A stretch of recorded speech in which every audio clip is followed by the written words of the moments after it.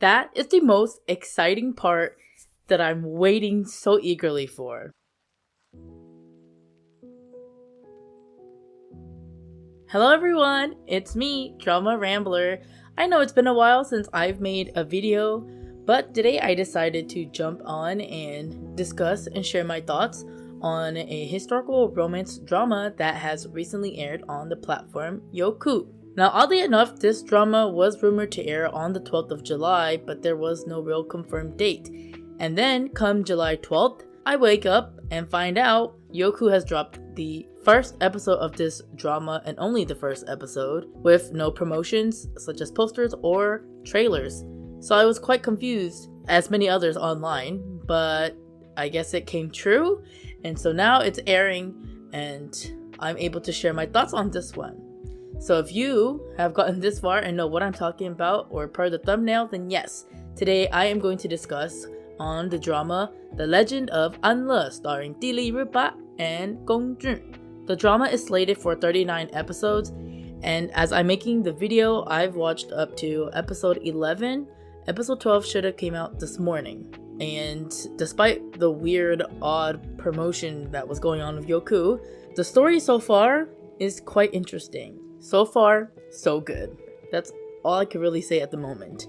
I have no idea how to really put it into words besides saying I'm hooked on this show. I do really enjoy it, but there's also something I feel that is missing, and I don't really quite know what it is, but somehow I'm still hooked. But anyways, before I go and start rambling more on my actual thoughts, let me give you guys a rundown of the summary. Basically, Li Rupa is playing our female lead, Di Ziyuan, whose family was wrongly accused of treason 10 years ago and annihilated. So now she's back, and being the only sole survivor of her family, she's going to seek revenge as Ren Anle. So she's changed her name around and become a new disguise. She plots to get back into the palace and discover the truth. And while doing so, she will encounter our male lead, Gong Jun's character, Han Ye, the crown prince, who actually is her betrothed from his grandfather's edict, so the previous emperor's edict. And of course, she will soon develop feelings for Han Ye while working alongside him to restore the country and finding out the truth. But of course, even if her feelings are wavering, the past continues to haunt her as she is reminded constantly of the unforgivable incident between these two families. Yeah, way to complicate things for us. Alright, so even if that's the case, male lead, Han Ye, for some reason he has a deep love for this Di Ziyuan, his betrothed since they were young. So at any cost, he vows to resolve their differences in hopes that, they can get together. But will his efforts be in vain? That's what I'm here for, guys. Literally, that is what I am here for. I need to know, will it work out? What's gonna happen? The mystery brooding over, will this male lead be able to get his female lead back? That's what I'm here for. Which is also why I said in the beginning, I'm hooked, but I'm also not hooked, but I don't quite know why, and I do like it. So before you go, what are you talking about? Let me just start rambling with you guys. I must admit that what is keeping me going, constantly checking in on the show, is the chemistry of Li Rupa and Gong Jun. And the biggest thing yet, the anticipation of waiting for the big reveal of her real identity.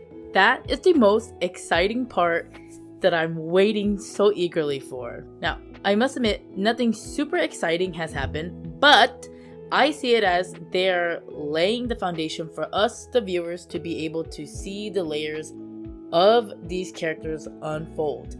It's a slow start in terms of the actual revenge plot portion, but all the characters seem to be quite multifaceted, and to see them work out their plans, I feel like this beginning is a good start for everyone.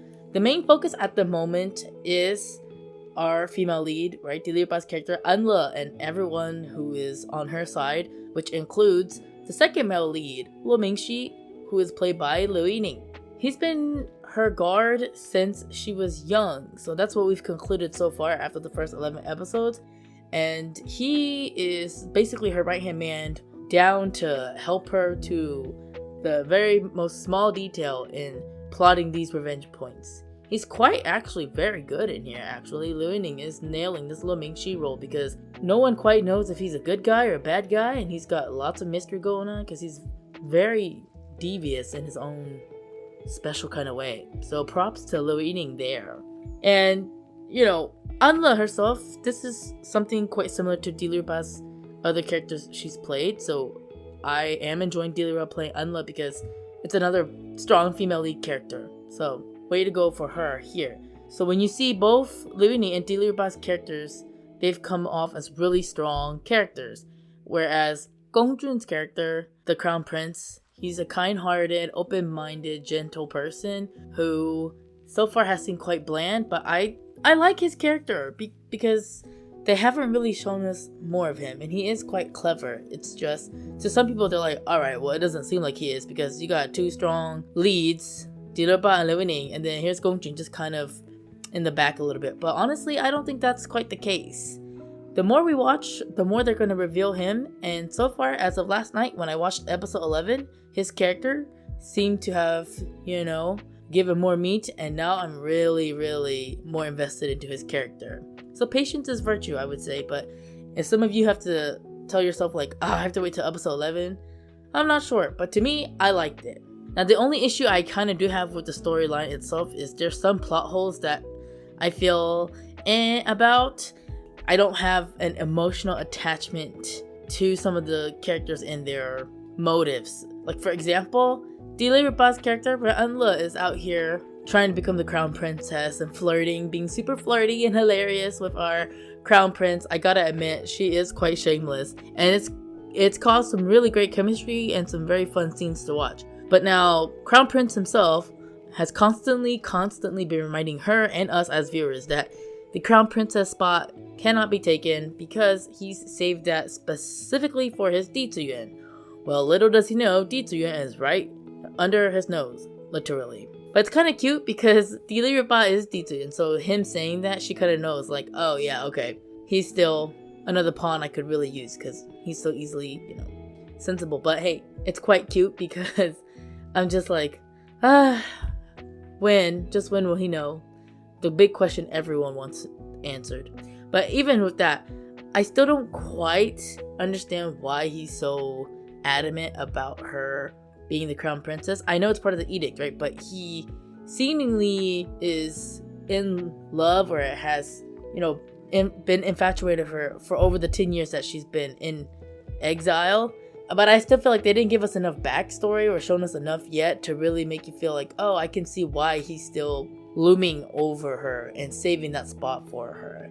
That's kind of like what I meant by the emotional attachment. There just hasn't been enough to really like make me feel like, oh yeah, it's worth it. It's just kind of like, oh, okay, we've just been told, but not really shown. So that's a little bit of an issue I have with the story. But, you know, it's not going to bother me too much until later if some things go down and I kind of just go, all right, this is probably why we needed some more backstory. But anyways, as of now, the show itself has been doing good, pulling in fans like us with the spunky, shameless female lead Anle, and then of course our gentle, open-minded crown prince who has been quite flustered with the crazy antics that our female lead has been throwing at him. And honestly, I think that's a good way to start because the way that these two are bantering with each other, it's so enjoyable to watch. It's funny because Dilruba, she acts very shameless one minute, and then the next she's some super like awesome baddie who's planning to like wipe out all these people. Very awesome. Gongjun, on the other hand, is so cute whenever he has like those little smirks because of all these crazy antics that Anle is saying at him. Some of her responses have been hilarious. I mean, this girl, oh my gosh, save some face. Their chemistry itself isn't explosive, but it's very natural, and they're reflecting off of each other, which makes for some very good interactions, and that's why I like it. And plus, of course, this is an idol drama, so it is living up to the expectations of idol drama. Beautiful, gorgeous Dilruba with some very handsome looking Gongjun. I mean, I am not gonna deny that. Woo! So when you put them together, they look very great, and it's just very natural. I feel like, you know, everyone's relaxed and just playing their part. You can see Anle, you see Hanye. You're not seeing Dilruba, Gongjun. It's Anle, Hanye. Love it. Now, besides this chemistry that's keeping me going because of how hilarious these characters are, there are other things that I could be focused on and bothered by, but I'm not going to let it bother me, which is definitely production. quality. Alright, I'm sure at least one post has popped up for you if you've been kind of following the Legend of Anle about production quality.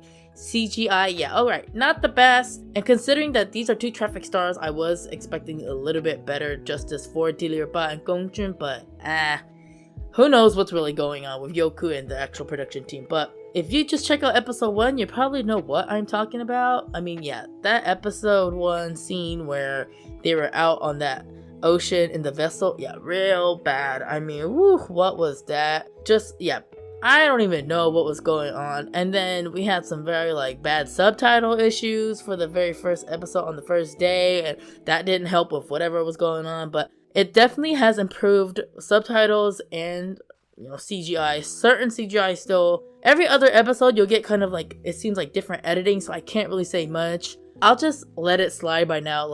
For some of you, you might just be like, huh, why? That's kind of shallow. But yeah, right now, I'm not gonna let CGI bother me. It's whatever at this point because the story itself is pretty good. And so, because there's a good balance in between the CGI, yeah, it's not too funny, but there are sometimes you're just like, what? But it's whatever. I'm like, CGI, if you're gonna let that bother you, this might not work for you. But if you're gonna be able to put that over your head like I did, then maybe you can still enjoy this story. Now, this story isn't one right off the bat that explodes, but the storyline is quite promising.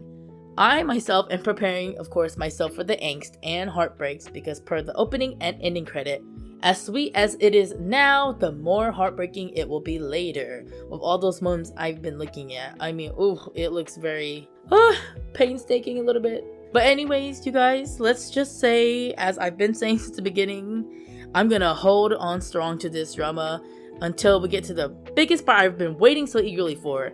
The anticipation of that big reveal of Anle actually being Di Ziyuan. I need to know, how is he going to react? How will they be now that he knows she's Di Ziyuan and not Anle? What's gonna happen to all these other characters? The mystery portion is what's literally brewing, because even though this is a very political palace drama, this mystery about all these characters and all their multifaceted layers, oh, I'm all for it. I'm so hooked because of that. But storyline wise, it's still kind of confusing. But I would say, hey, despite what I've been saying, you should probably still check it out on your own for the first few episodes to see if it's your cup of tea. It's not one I'm gonna definitely recommend and say hey, definitely check it out, because it's still building up. But I would say look at it and see how you feel about it yourself and then continue, because right now I'm a mess. I know this video was quite messy itself too, but I still wanted to just really ramble about it. So if you made it this far, I appreciate you for lasting this long. Thank you for listening so much. And if you have been catching up with the episodes daily like I have, please let me know in the comments below how you're feeling about this drama itself. Are you enjoying it? Is there something kind of funky that you also feel is off? I mean, just let me know, because I feel like the group of people I've been talking with about Anle, we're all kind of mixed about it right now too, but definitely still enjoying it more. But anyways, I hope you guys have fun and stay safe. Thank you for listening up to this point, and I do hope in the future to see you guys once again in another video. Thanks everyone!